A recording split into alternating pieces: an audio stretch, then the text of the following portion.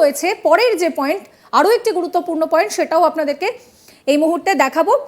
সেটা হচ্ছে সেমিনার রুমে ক্লু সামগ্রী যেগুলো রয়েছে, কি কি ক্লু পাওয়া গিয়েছে সেইগুলো: চুলের টুকরো, ওষুধের মোড়কের ছেঁড়া অংশ যেখানে কিন্তু নাম পরিষ্কার নয়, মোবাইলের পিছনের যে কভার অর্থাৎ যে ব্যাক কভার, সেই ব্যাক কভার, হাতে লেখা 15টা ছেঁড়া নথির টুকরো। আপনাদের নিশ্চয়ই মনে আছে যে সেই নথির টুকরো কিন্তু ভীষণ গুরুত্বপূর্ণ, কারণ সেই নথির টুকরোয় কি লেখা রয়েছে, তাতে অভয়া তার সঙ্গে হওয়া ঘটনা লিখে রেখেছেন নাকি তার স্বপ্ন লিখে রেখেছেন, তার হাতের লেখা মেলানো, এই নিয়ে কিন্তু বিস্তর জলঘোলা চলেছিল। এবং আরও যেটা পাওয়া যাচ্ছে সেটা হচ্ছে যে এই যে নথির টুকরো এবং একই সঙ্গে কাঠের মঞ্চে পড়ে থাকা গদিতে সন্দেহজনক দাগ।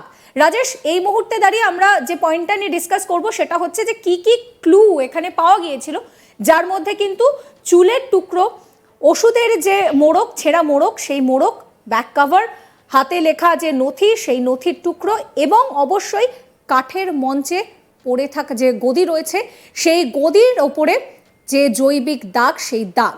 রাজেশ।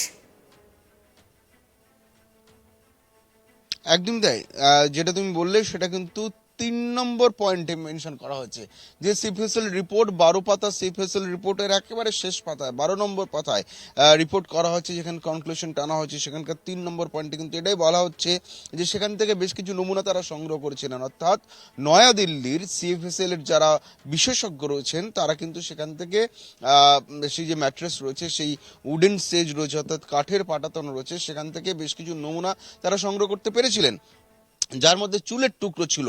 পরবর্তীকালে চার্জশিটে জানানো হয়েছিল সিবিআইয়ের তরফে সেই চুলের টুকরোর সাথে সঞ্জয়ের ডিএনএ ম্যাচ করে গিয়েছে, অর্থাৎ সেই চুলের টুকরো সঞ্জয়ের ছিল বলে জানানো হয়েছে। পাশাপাশি ওষুধের পাতার কিছু টুকরো এবং মোবাইলের ব্যাক কভার এবং কিছু লেখা এবং সন্দেহজনক দাগ পাওয়া গেছিল সেই উডেন স্টেজের মধ্যে, অর্থাৎ এই বিষয়গুলো কিন্তু মেনশন করা হয়েছে সিএফএসএল রিপোর্টে। পাশাপাশি যে বিস্তারিত চার্জশিট আমাদের হাতে এসেছিল, সেই চার্জশিটেও কিন্তু এই বিষয়গুলির উল্লেখ ছিল, যেগুলি প্রথমে সিএফএসএল পরীক্ষাতে প্রথমে কলকাতা পুলিশ সেখান থেকে উদ্ধার করেছিল এবং তারপরে সিএফএসএল এর কর্তারাও কিন্তু সেখান থেকে সেই নমুনা সংগ্রহ করেন এবং পরীক্ষাগারে পাঠানো হয়, এবং সেই যে পরীক্ষার যে রিপোর্ট সেটাও কিন্তু চার্জশিটে পরিষ্কার মেনশন করা হয়েছে। অহনা। রাজেশ, এই যে ক্লু সামগ্রীর উল্লেখ রয়েছে তার মধ্যে একটা ভীষণ গুরুত্বপূর্ণ বিষয় হচ্ছে যে এই যে ছেঁড়া নথি, সেটা কিন্তু ভীষণভাবে গুরুত্বপূর্ণ। এরপর আর যে দুটো গুরুত্বপূর্ণ পয়েন্ট রয়েছে, সেই দুটো গুরুত্বপূর্ণ পয়েন্ট কি কি সেটা অবশ্যই আপনাদেরকে দেখাবো, দেখুন।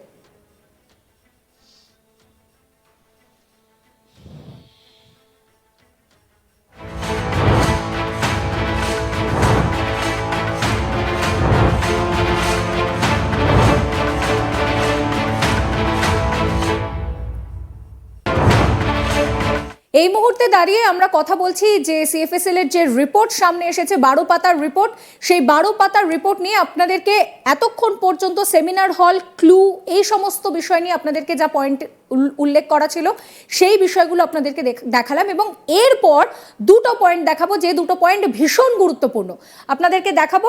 এবং এই মুহূর্তে দাঁড়িয়ে আমি পিসিআরকে বলবো যে গ্রাফিক্সটা প্লে করার জন্য, যেখানে আরো বিস্তারিতভাবে যে দুটো গুরুত্বপূর্ণ পয়েন্ট সেই দুটো রয়েছে। সবচেয়ে গুরুত্বপূর্ণ পয়েন্ট, আপনারা ভালো করে শুনবেন, সবচেয়ে গুরুত্বপূর্ণ পয়েন্ট: গদিতে কাটা চিহ্নের অংশগুলি যা যুক্তিসঙ্গতভাবে একজন আহতের মাথা এবং তলপেটের অংশের সঙ্গে মিলে যায়, যে এই গদিতে সম্ভবত সে শুয়েছিল।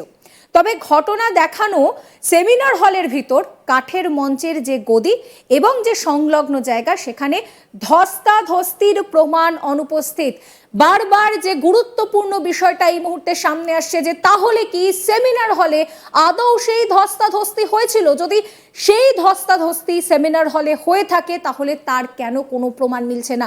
রাজেশ, এই মুহূর্তে দাঁড়িয়ে রিপোর্ট ভীষণভাবে গুরুত্বপূর্ণ, 12 পাতার সেই রিপোর্ট, কিন্তু এই 12 পাতার রিপোর্টে সবচেয়ে গুরুত্বপূর্ণ ফ্রেজ যদি আমি ধরি তাহলে সেটা কিন্তু যে সেমিনার হলে ধস্তাধস্তির কোনো প্রমাণ মেলেনি। রাজেশ।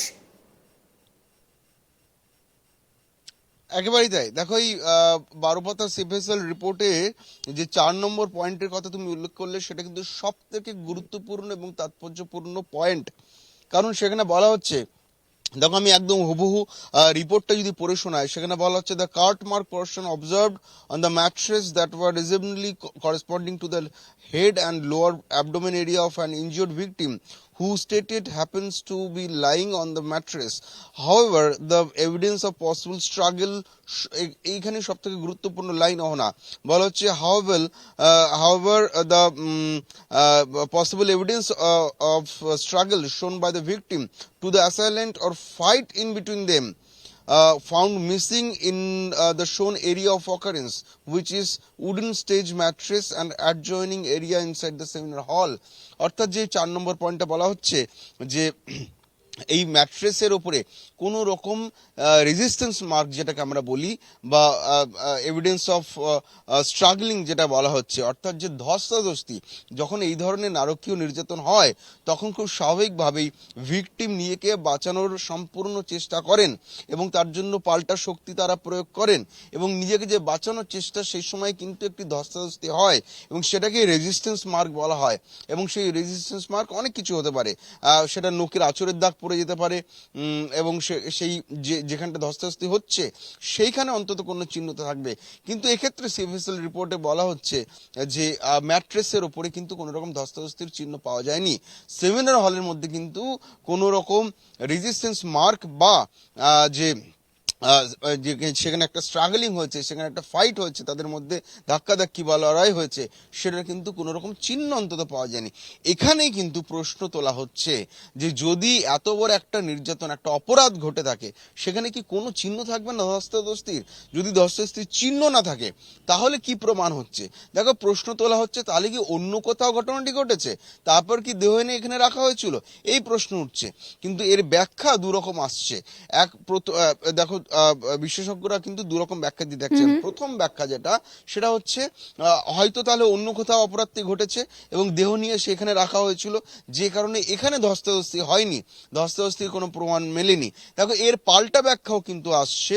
একদম প্রথম পয়েন্ট যেটা দিয়ে তুমি শুরু করেছিলে এই বুলেটিন, সেখানে কিন্তু বলা হচ্ছে যে অন্য অন্য জায়গায়ও কিন্তু পরীক্ষা করে দেখা হয়েছিল, এটাও আমাদেরকে মাথায় রাখতে হবে।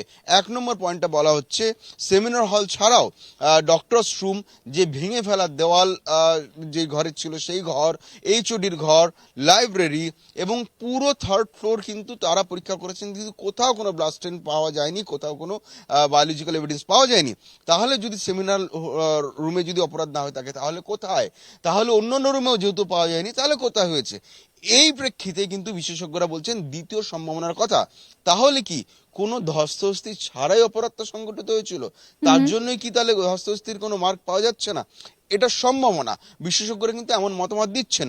কারণ দেখো আমরা প্রশ্ন তুলবই যে ধস্তাধস্তি যদি না পাওয়া যায় তাহলে অন্য কোথাও ঘটনা ঘটেছিল কিনা, কারণ এই প্রশ্ন খুব স্বাভাবিকভাবে উঠছে।